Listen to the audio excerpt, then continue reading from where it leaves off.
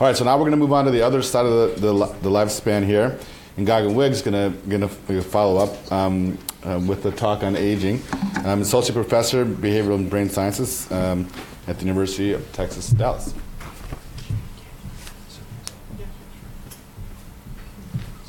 For those online, it's going to be just 1 second while we switch in the computer.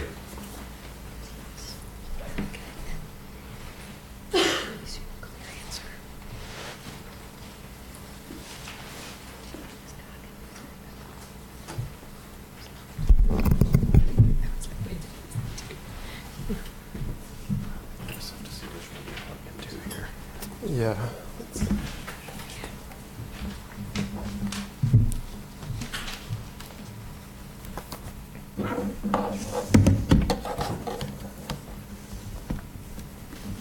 Do you want to go HDMI? Yeah, that's fine.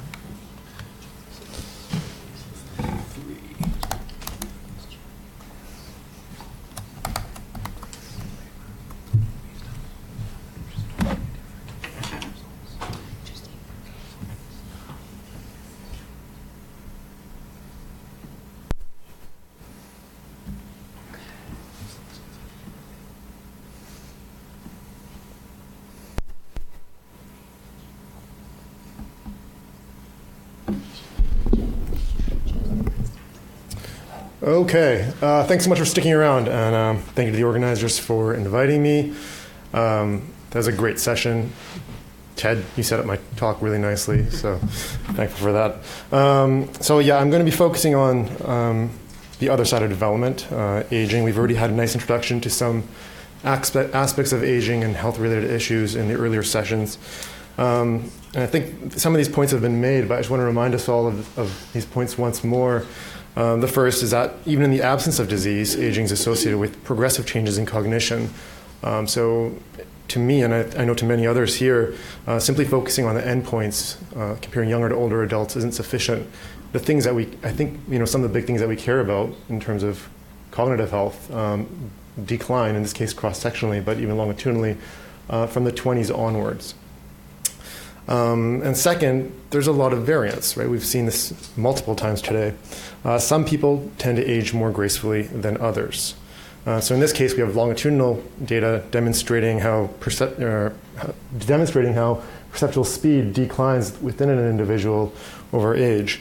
And I think that variance is necessary to appreciate, right, where some of these steeper declines might be related to degenerative processes, whereas other components might be just typical aging. But really understanding this parameter space of what's healthy aging and what is not, I think necessitates inquiry towards the brain associates that accompany those behavioral observations. So just to start making things a little bit explicit, and again, I think these points, I'm just trying to bring them up because I think they're necessary for thinking about measures. There's multiple desirable features of the measure of aging brain health. One is, that you have something that's relatively easy to collect. And I think there's a definite relationship between the information that you obtain and the ease of data collection, but it's something to be mindful of in terms of thinking about measures. Of course, reliability got brought up at length yesterday in Russ Poldrak's talk, and it's a necessary feature, but then also validity, right? And there's lots of ways of thinking about validity of measures of brain health. I've just listed a few that we're thinking about in my lab. Something that has continuous variation across the adult lifespan, and again, not just at the endpoints. Something that's related to cognition, even in typical ranges. Something that might be moderated by measures related to general health, environment, and lifestyle. And finally, I think one of the big ones for a lot of us is something that might warn of impending dysfunction, right? So being able to predict an adverse event that's about to come. This last one is again, thinking about health. Having something that's changeable is obviously desirable as well. If you can identify a measure of brain health and then you can modify it, that's an ideal situation. So there's multiple imaging-based measures of the brain that can be used to characterize aging, and we've seen quite a few examples of these as well. I've listed a subset of these that include functional activation, structure, gray matter and white matter, metabolism, plus many others, including dopamine binding and so forth. But none of these at this point are viewed as a standard measure of brain health, right? We don't go to the doctor and get one of these tests the way you'd get a physical done for other systems of your body. That's because we've yet to arrive at the information that's embedded in these signals that might correspond to the variation that we're interested in and the potential health outcomes. And I feel that ultimately understanding brain health and risk of decline is going to require examining multiple brain measures together. I think we've all arrived at that. And some of these larger scale efforts have that in mind, and that's the motivation. But it also will probably require identifying novel measures. So I'm going to talk a little bit about that last piece. I'm going to exclusively talk about that last piece because I think we've got evidence now to show that resting state brain network organization is an important biomarker. I don't love that term either, but I'll just use it for now, of age-related cognitive decline, and we're starting to get at this. So, this is all motivated by this idea that thinking about networks in the brain might be a better way and a better framework for thinking about cognition. I think it's closer in terms of scale to the things that we're interested in. Our approach is, this has already been primed now, right? Ted kind of highlighted some of these ideas, and others in the multiple sessions have talked about network-based approaches. But we take on this approach where we identify nodes of the brain, we extract time series from resting state scans, we build node-to-node correlation matrices for each subject, and then we build graphs. And we're interested in what the graph structure is and in terms of aging. So earlier efforts to do this have been really useful and have motivated us to pursue this. This is work from my former lab when I was working with Steve Peterson. This was led by Jonathan Power. Again, this is one of those images that many people have seen at this point. But it turns out that when you collect resting state data in young adults, you get these communities. Again, communities were described by Ted's talk in terms of modularity. And again, those communities correspond to functionally distinct brain systems. So you can see the visual system in blue, the default system in red, and so forth. So there's functional relevance to a network-based approach towards thinking about organization. So, we're taking steps now to think about that basic observation in the context of healthy aging. And the first thing you can ask is, well, does that organization differ across the adult lifespan? I was fortunate enough to have access to a data set collected by Denise Park called the Dallas Lifespan Brain Study. And this is data collected from subjects that are sampled across a broad segment of the adult lifespan. In the first wave, there's over 300 healthy individuals ranging from 20 to 90. And the data included T1, DTI data, bold functional scans, of which we had task and rest. We focused on the rest to start with, and we've done quite a few things to minimize known sources of variance that are of things that we're not interested in, including minimizing the influence of movement based on the best measures the best approaches that we think are possible, but also quality control of the T1 data, which is also susceptible to movement-related artifact. So what does the basic topography of network organization look like when you look across the adult lifespan? Again, this is data from our lab now, from this DLBS study. And these are young adults. If you think back to the visual image of what I just showed you, it's not very different because it shouldn't be, and it's not. And we've, for this analysis, we've just done it by cohorts, looking at middle, early years, middle, late, older, early, and older, late. And I can just jump right to all of them, right? For the most part, the topography of large-scale functional systems is largely consistent. There doesn't seem to be a lot of variability across a healthy adult lifespan in terms of this level of organization. And I think that makes sense. I don't think healthy aging should be accompanied by a massive reconfiguration of basic modular structure. Oh, I should also point out, in this case, Ted brought up this idea of the node atlases being fixed. This is a study in which we actually do parcellations at every age cohort level. So we're trying to, we're very mindful of that problem. So we're trying to make progress towards that in terms of describing our networks. Now, inherent in this description of functional systems is this idea that, in order to have modularity, again, you get dense within system connections and sparser between system connections. And that's what gives rise to, what I think is a functional specialization of the network. But, it's critical to realize that the segregation of network communities can change over time. So this is for me, it's always been a fun example to bring up because I think it highlights the feature, and it's probably an interesting place to be presenting this. This is a description of networks of US senators casting the same votes over multiple congressional sessions. So it's color-coded according to party affiliation, and the ties represent voting on substantial legislation on at least 100 occasions, right? So whether or not two senators voted the same. It's a force-directed layout, so bipartisans come to the center in this case.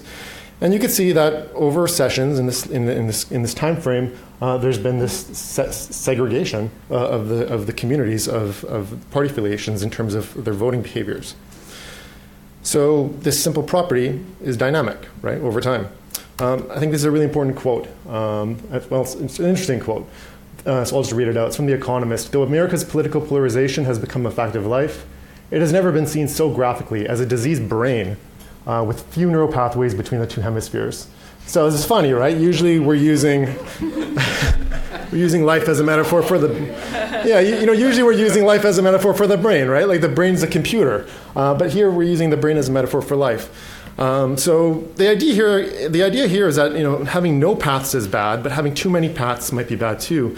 It's not clear which of these ends you want to be on, and I'm not in a position to comment on the politics, but I am in a position to comment on the brain, because we have an idea that having network communities that are segregated but still able to communicate with one another requires this fine balance of connections, because that's what confers functional specialization, but also some interaction between them. So you can think of these things on either end of the spectrum, right, where you have too much segregation of your communities, which is completely disconnected, in which case your functionally specialized communities are not interacting, which would be very bad. And on the other end, if there's too much interaction, you don't have that differentiation, which I think is very bad as well. And we think that young adults are sitting somewhere in the middle. That was the hypothesis we had. And that the question then was, does aging impact this basic property? So in order to interrogate this, what we first did is we said, okay, well, if we just take the nodes as a function of the system and classify them according to whether or not the connections are within the system versus between, is there an age-related effect? And what you can see here is that with increasing age, the connectivity within your functional systems decreases. In contrast, however, with increasing age, your connectivity between systems increases. So we summarize this measure formally just using a weighted average of the various connection types, and we called it segregation. And what you can see is that, with increasing age, mean segregation of your network decreases. So it's as if the modules are coming together. You can see it graphically in terms of a spring embedding diagram. I've stared at this quite often, so I know exactly what to look for, but hopefully you can see that in terms of this is your visual system in blue, with increasing age, you see sparser and sparser connectivity, right? So the blue system's kind of fanning out. Likewise, if you focus on the circle, you can see that the interactions between these are actually control systems, purple, the purple, the yellow, and the green. They tend to increase, thus leading to this observation of decreasing segregation. So how reliable is this relationship between system segregation and adult age? Since we've published that paper, it's been replicated across multiple labs that are using various methods. So I've got a subset here. I've highlighted three in particular. This first one, as I mentioned, is from our group, where we used cohort-specific nodes. So we don't think it's purely a function of just fixed atlas spaces. In this paper over here, they're looking at the relationship between motor network segregation and the presence of GABA, and they're finding interesting relationships there. Other groups are also looking at moderating effects of other neurotransmitter systems. Finally, this last one, which was published recently, is a longitudinal observation, which confirms a lot of the ideas. But in our own lab, we also have independent replications based on other data sets that we're examining for other reasons. So this is data from another project. We were lucky enough to get data from WashU's ADRC. And here too, it's a different age range, but you could see a pretty strong relationship between the measure and age. We went back, we managed to obtain the HCP data, which is a very valuable data set. It's young adults, right? The first HCP set.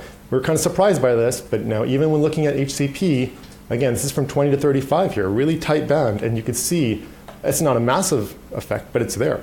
There's a decreasing, with increasing age, there's decreasing system segregation. Now, speaking to the specificity, I don't think any of these measures that we're talking about that we identify today are going to be the silver bullet. I don't think anyone here probably believes that, where they're going to explain all these ideas of brain health and whatever that might mean. And consistent with that, we've got other data sets that we've been looking at for other reasons. One of them was a data set of major depressive disorder. We were looking for subtypes, really similar to the kind of motivation that was described earlier. And that we didn't really find anything of note in terms of the core project, but that data set had an age component, right? The subjects were sampled across various segments of adulthood. The data set came from the EMBARK trials from undergraduate 80. But what you can see here is that, I've split the healthy controls up from the patients, that even though there's no effect of depression, there's a consistent age effect in each of these cohorts. So both the healthy controls and the patients exhibit a strong system segregation by age relationship. Francesca Philby has a research program. She's at UTD, where she's looking at chronic marijuana users, and there too we've got some collaborations aimed at other questions. Here too we had this curiosity in terms of making sure that these effects aren't being moderated, or not making sure, but understanding whether or not they're affected by various variables. And while chronic marijuana use doesn't affect this measure, age is related to the measure. So in terms of reliability, if I take a subject, measure them today, bring them back tomorrow, is this a reliable measure of an individual's brain network organization? Here too, we've leveraged the availability of the young adult HCP data set, where on 2 separate days, there was data acquisition of resting state. And what you can see here is segregation measured for session 1 on the x-axis versus session 2 on the y-axis. And with enough clean data, right, and there's a big asterisk there, because it's not just about having a lot of data, it's about having clean data. The measure is fairly reliable. Again, this is kind of subjective, right? What do you call a reliable measure? But I think it's strong enough where we have some reason to believe it might be a useful way of thinking about organization and a person's level of organization. So we're interested in some of this off-diagonal stuff too, right? Where is this coming from? And some of the features of the data set will let us further explore that. So why should you care about this, right? I can describe measures of the brain, but does it relate to anything that I think we're all inherently interested in and worried about? So the first one is thinking about in terms of cognitive ability. And what you could see is, again, focusing back on the original data description of the DLBS data, increasing segregation is related to long-term memory. So we've got measures of fluid ability, verbal ability, long-term memory, and we can build constructs out of them. And what we found was that when you account for the age effect, right, so regressing out age, since age is related to both system segregation and the memory, there's a strong relation, or there's a relationship. So people that have more segregated systems have better memory ability, independent of age. And again, you can take that logically to the next step. What I'm just highlighting here is some older adults who have really high system segregation in the top right, and they have relatively higher memory scores. Likewise, there's younger adults who are lower in system segregation, and they have poorer memory scores. And you can imagine the trajectory of these individuals, and that's something we're exploring now. How am I doing for time? 5 Okay. So are there any other modifiers of system segregation across the adult lifespan? This is another area we're actively exploring now. The first one that we've dived into is thinking about the role of the environment. Again, this was a critical topic today that came up. And in our hands, we've got a few measures that might allow us to characterize an individual's environment. SES is a very crude construct, right? But it gives us an idea of access to resources, nutrition, healthcare, cognitive stimulation, and levels of stress. And as we saw in a really important presentation today, in adults, lower SES is associated with worse cognition and greater risk of Alzheimer's disease. So does SES relate to this measure of brain organization? Again, we were able to leverage Dallas Lifespan Brain Study. In this case, it's a bigger sample because Denise had a second wave of data collection of additional individuals where the exclusion criterion was relaxed. So these people were actually targeted to have lower education, and some of the other exclusions in terms of chronic health conditions were relaxed as well in terms of hypertension, diabetes, and so forth. So we started to get a more kind of population representative sample. SES, in this case, we've defined it by education and occupational status, which is a coding of your occupation into a standardized measure. And what I'm going to do is just show you the data. I've binned it into cohorts, but all the analysis we do, I've binned into cohorts, and I've actually binned it as according to a median split in terms of SES. But all the analyses we do are in continuous measures in terms of age and SES. And what you can see in the blue is just higher SES, right? So just in this case, going from younger to middle is kind of flat, but there's this decreasing effect with increasing age. What about lower SES? This is what it looks like here. So lower SES is associated with reduced system segregation in middle-aged adulthood. We don't see a relationship in the older adults or the younger adults. I think in the older adults, this is like a survivor bias, right? These lower SES individuals, they're special, right? They've managed to survive, and there's something special about their brain and their health, and that's consistent with the fact that this measure is not differing in terms of relative to higher SES. For younger adults, I just think the SES measure we use is bad, right? Younger adults, SES, as defined by education, occupational status, I'm not sure that's the best way of thinking about it. I think education's evolving. I think your occupation is changing. You have support from other sources, and we don't have data on those things to fully characterize it. Critically, this relationship persists when we control for some of the things that you would hope to control for, including demographics, physical health, mental health, cognitive ability, and we had a measure of childhood SES based on parental education. So it's not simply that these people are starting really low in this case, as far as this measure tells us, the childhood SES measure tells us. It's not the case that they're starting really low and maintaining kind of lower segregation, but there's something about your present status and your present occupation and education in this case that seems to be differentiating you from others. So, we're starting to make some progress in thinking about features or thinking about measures of aging brain health. We're starting to hit on some of these points now to think about whether or not the thing we've identified is useful to this end. But we're obviously doing a lot of other things. One thing that we're doing is we're really not looking at cross-sectional data anymore. We're really examining networks as they change within an individual. I think that's where a lot of the important information has yet to be uncovered. So we're bringing together multiple large data sets to ask how they change, how they're modified by degeneration, and whether or not we can predict people that might be vulnerable to brain disorders based on these network patterns. We were recently funded by the NIA to really focus on that SES observation, right? So what is it about the environment that is mediating these effects? And what we're doing in this study is we're focusing on the middle age range, and we're going to collect data from individuals that are at or near poverty.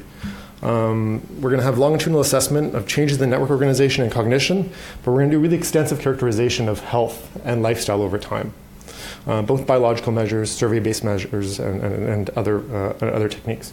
And as I said, the participants will be community-dwelling, middle-aged adults, right? Because we really want to focus on that segment that we've identified as being differentiated based on this measure. And finally, we have a few projects that involve interventions, thinking a little about how you might change things. So the first is led by Denise Park, where she's got this study involving engaged learning, right? Having participants come in and actually learn to do new things, right? We all think of one way of maintaining brain health and cognition as continuous learning. So we've actually set up classrooms where we teach older adults digital photography and photography editing. She has a study in Psych Science in 2014 showing that intervention resulted in less decreases in memory ability in terms of pre versus post testing. So what we're doing was we're expanding that study now, and we're tagging on a huge imaging component. Right? And of course, my interest in this is, are we going to see changes in these network measures? And finally, this is one's a bit more out there, but based on the topological properties of the network, we have some ideas about if we stimulated an individual's brain extensively, maybe we can alter that network organization as well.